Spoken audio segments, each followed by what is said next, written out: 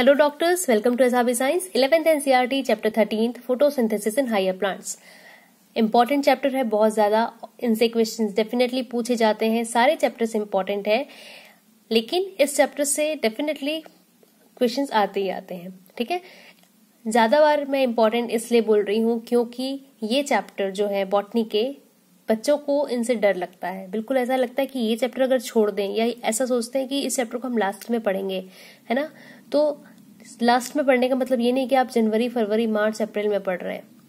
आप एक बार यहाँ पे जरूर रीड करें सिलेबस के साथ, जो ऐसा टाइम टेबल बनाओ कि इक्वल वेटेज हो, क्लियर सारे चैप्टर्स को इक्वली टाइम दो, इक्वली इनके क्वेश्चन सॉल्व करो।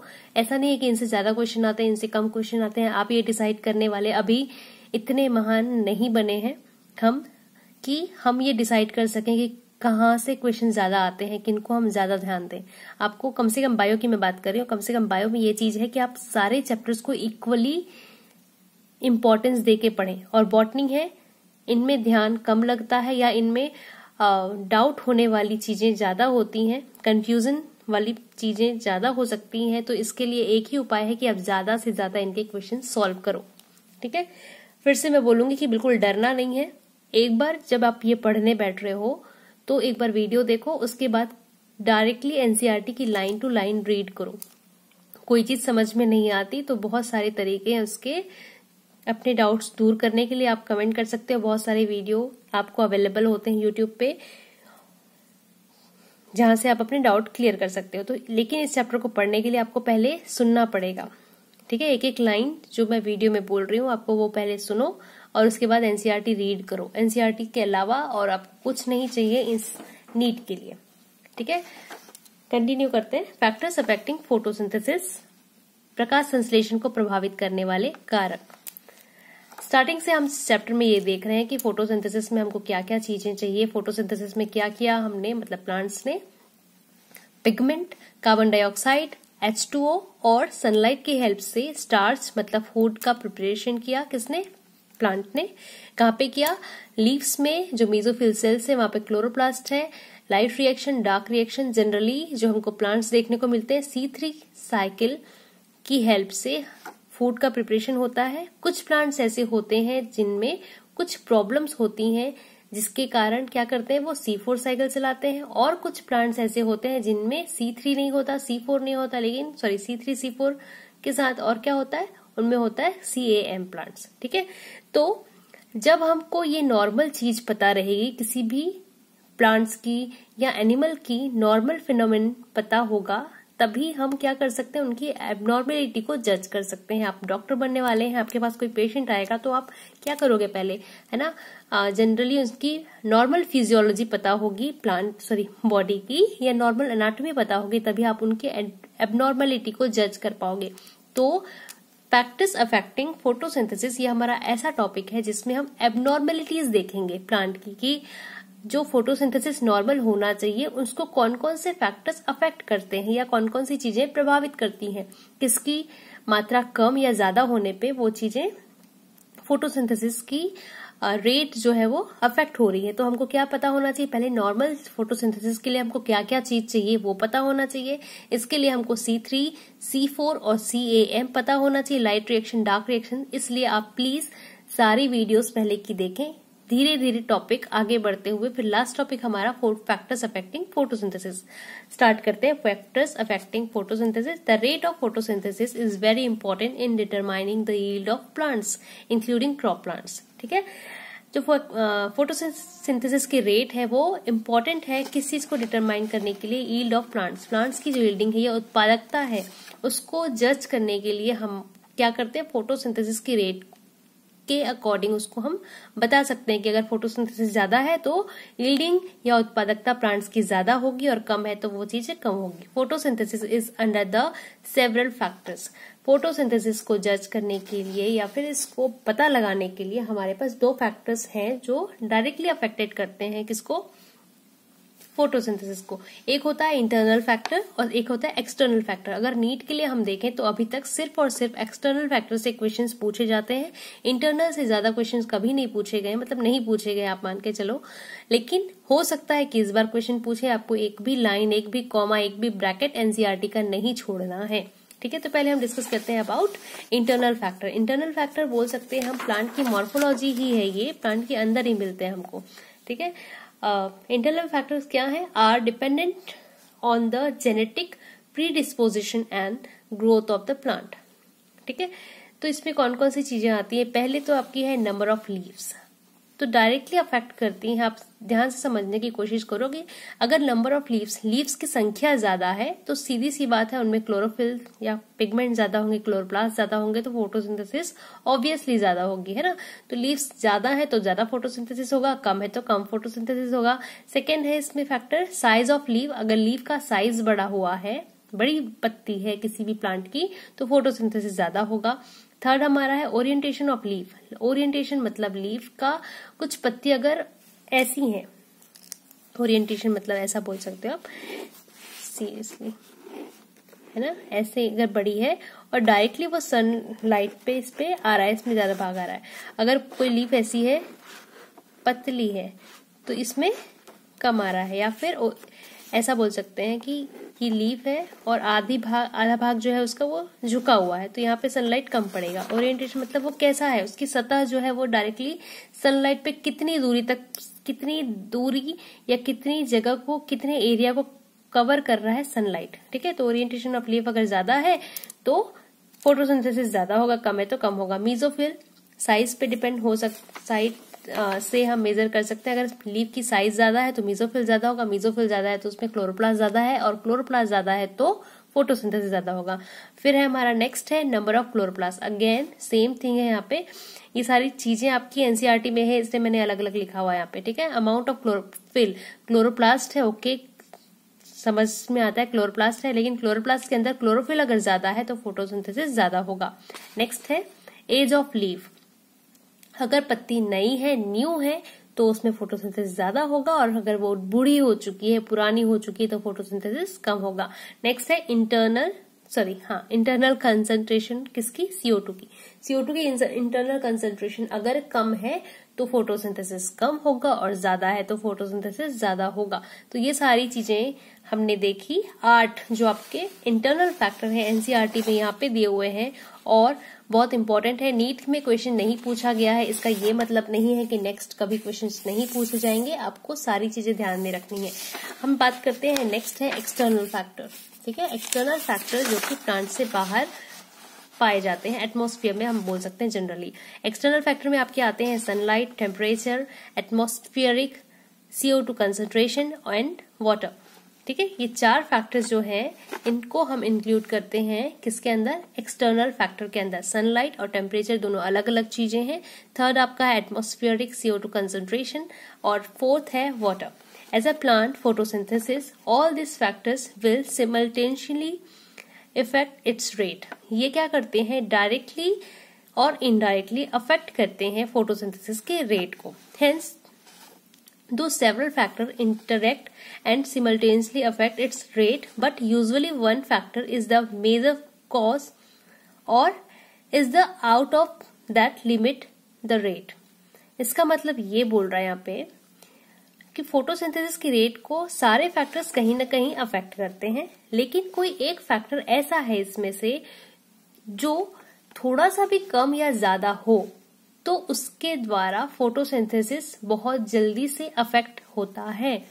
तो कौन सी वो चीज है या कौन सा वो फैक्टर है जो बिल्कुल लिमिट रेट पे होता है? मतलब ऐसी कौन सी चीज है इन चारों में से जिसको थोड़ा सा भी अगर हम कम कर दें या थोड़ा सा भी बढ़ा दें तो फोटोसिंथेसिस बहुत जल्दी अफेक्ट होता है।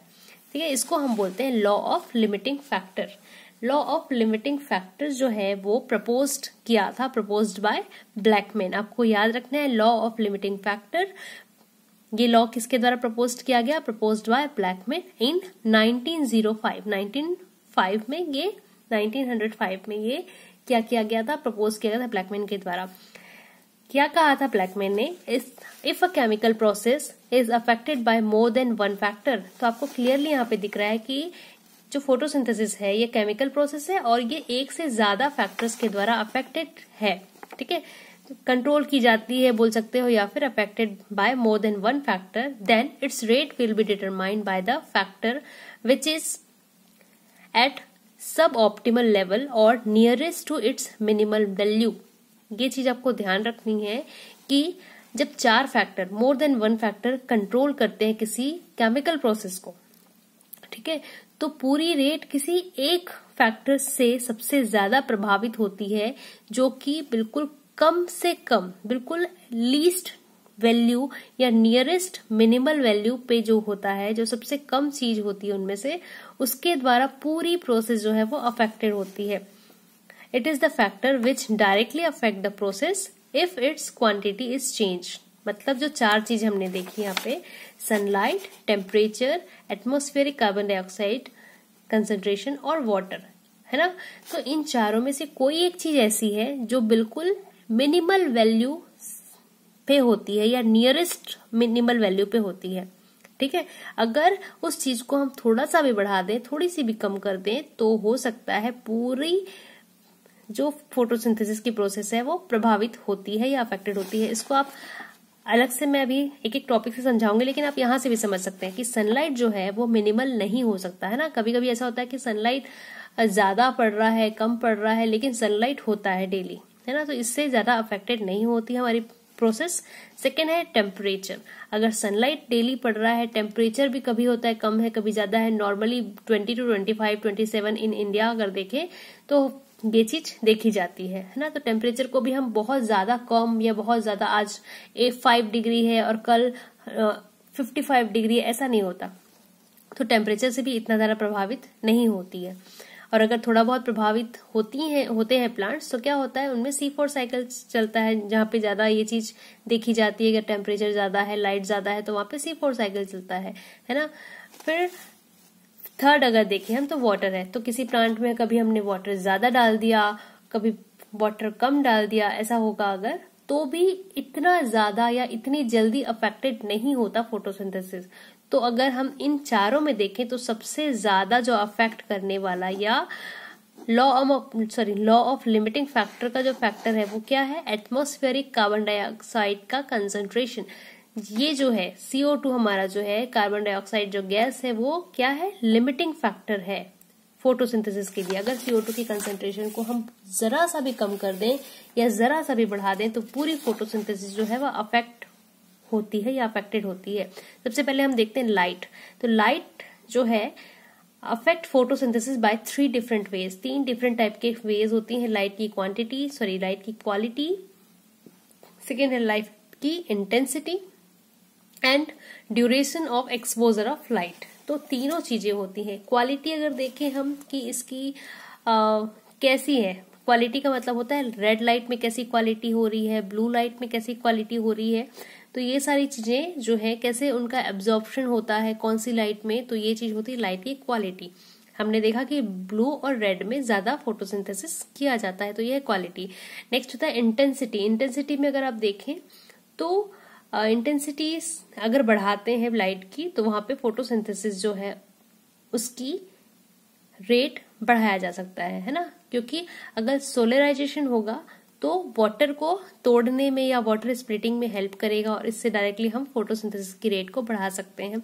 नेक्स्ट होता है duration of exposure of light. Duration में आप ये देख सकते हैं, जो SDP, LDP टाइप के प्लांट होते हैं, कुछ प्लांट ऐसे होते हैं जो ज्यादा सनलाइट पे ज्यादा फोटोसिंथेसिस करते हैं, और कुछ ऐसे होते हैं जो कम लाइट पे या कम सनलाइट पे अपना फोटोसिंथेसिस की मात्रा ज्यादा देते हैं। तो इनमें भी या प्रकाश की लाइट का जो ड्यूरेशन है, कितने टाइम तक कितने प्लांट्स को लाइट चाहिए, किसी को कम चाहिए, किसी को ज्यादा चाहिए, इससे भी हम फोटोसिंथेसिस की रेट को बढ़ा सकते हैं या कम कर सकते हैं। सेकंड जो आपका है वो है CO2 concentration, that is the limiting factor for photosynthesis. Major limiting factor, सबसे ज्यादा अगर इफेक्ट करने वाला या अफेक्ट करने वाली जो फैक्टर है वो है CO2 concentration. Major limiting factor बोल सकते हैं फोटोसिंथेसिस के लिए। इन एटमॉस्फेयर हम इसकी मात्रा जो देखते हैं या वैल्यू जो है वो 0.03 to 0.04% देखी जाती है, या फिर इसको बोल सकते हैं 300 to 400 ppm।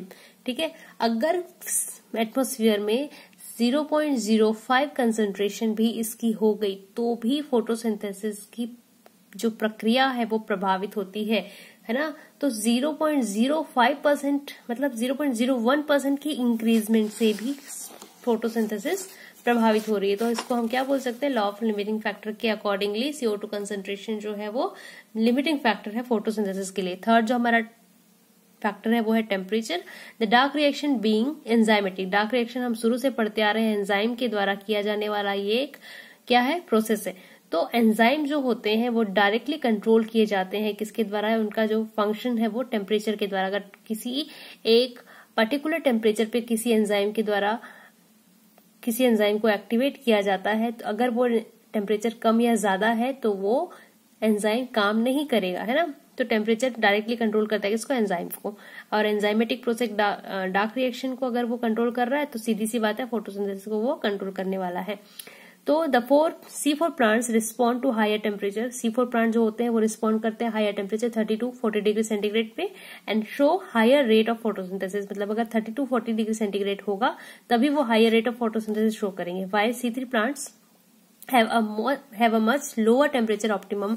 C3 plants generally 20 to 25 या 27 डिग्री सेंटीग्रेड जो नॉर्मल टेम्परेचर है वहां पे ये एक्टिवेट होते हैं या ज्यादा काम करने की कोशिश करते हैं या ज्यादा फोटोसिंथेसिस यहाँ पे शो होता है। फोर्थ जो आपका फैक्टर है वो है water. Water is the one of the reactant in the light reaction. Light reaction में आपको वाटर की आवश्यकता होती है। The effect of water as a factor is more through its effect on the plant. हम ये बोल सकते हैं कि पानी जो है वो प्लांट पे इफेक्ट ज्यादा दिखाता है rather than directly on photosynthesis. Directly photosynthesis को ये अफेक्ट नहीं करता। ऐसा नहीं है कि अगर पानी कम दे रहे हैं तो फोटोसिंथेसिस जो है वो बिल्कुल कम हो जाएगा। डायरेक्टली फोटोसिंथेसिस पे अफेक्ट नहीं करता। ये क्या करता है, ये प्लांट पे अफेक्ट करता है। प्लांट पे कैसे अफेक्ट करता है, प्लांट पे ऐसे अफेक्ट करता है। अगर वाटर स्ट्रेस हो रहा है, वाटर स्ट्रेस का होता है अगर पानी हम कम दे रहे हैं, है ना, तो पानी कम देंगे तो दो टाइप के हैं, दो पाथवे हैं इसके भी, पाथवे नहीं बोलना चाहिए, दो टाइप है कि किस किस टाइप से फोटोसिंथेसिस को अफेक्ट कर रहा है। पानी अगर हम कम दे रहे हैं तो पहला काम क्या करेगा, प्लांट स्टोमेटा को क्लोज कर देगा। स्टोमेटा बंद होने से reducing the concentration availability, plants के अंदर CO2 की कंसंट्रेशन कम हो जाएगी और कंसंट्रेशन कम हो गई तो सीधी सी बात है डायरेक्टली वो अफेक्ट करेगा फोटोसिंथेसिस को, है ना। CO2 कम होने से फोटोसिंथेसिस की रेट जो है वो कम हो जाएगी या डिक्रीज हो जाएगा डायरेक्टली। नेक्स्ट है, अगर वाटर स्ट्रेस हो रहा है तो wilting of leaves. Wilting of leave का मतलब जो पत्तियां होती हैं, विल्टिंग, है ना, पत्तियां जो होती है वो ऐसे मुड़ जाती हैं आधी आधी, ऐसे आपको अपने ग्रासेस को देखा होगा। तो विल्टिंग ऑफ लीव, पत्तियां जो है वो मुड़ गई। तो मुड़ने के बाद क्या होगा, सनलाइट नहीं पड़ रहा उनपे, और सनलाइट नहीं हो रहा, reducing the surface area of leaves. पत्तियों का, लीव्स का जो सरफेस एरिया है वो बिल्कुल नीचे हो गया, और नीचे हो गया तो उनमें सनलाइट नहीं पड़ रही, सनलाइट नहीं पड़ रही तो क्या होगा, डिक्रीज इन फोटोसिंथेसिस। तो हम ये कह सकते हैं कि वाटर जो है वो डायरेक्टली प्लांट्स को अफेक्ट नहीं करता। ये क्या करता है, directly rather than directly photosynthesis को डायरेक्टली अफेक्ट नहीं करता, प्लांट्स को अफेक्ट करता है। और वो प्लांट्स की इन सब चीजों को अफेक्ट करता है। पहले तो CO2 कंसंट्रेशन को अवेलेबिलिटी कम कर दिया गया प्लांट्स के अंदर, और फिर सरफेस एरिया कम कर दिया। दोनों का रिजल्ट ये हुआ कि फोटोसिंथेसिस की रेट जो है वो कम हो गई। Thanks for watching this video. यहाँ पे ये चैप्टर फोटोसिंथेसिस समाप्त हुआ। नेक्स्ट वीडियो में हम डिस्कस करेंगे नेक्स्ट चैप्टर। किसी भी प्रकार का कोई डाउट हो तो आप कमेंट कर सकते हैं। ये वीडियो अगर अच्छी लगी हो तो प्लीज लाइक कीजिए, सब्सक्राइब कीजिए हमारे चैनल SRB साइंस को।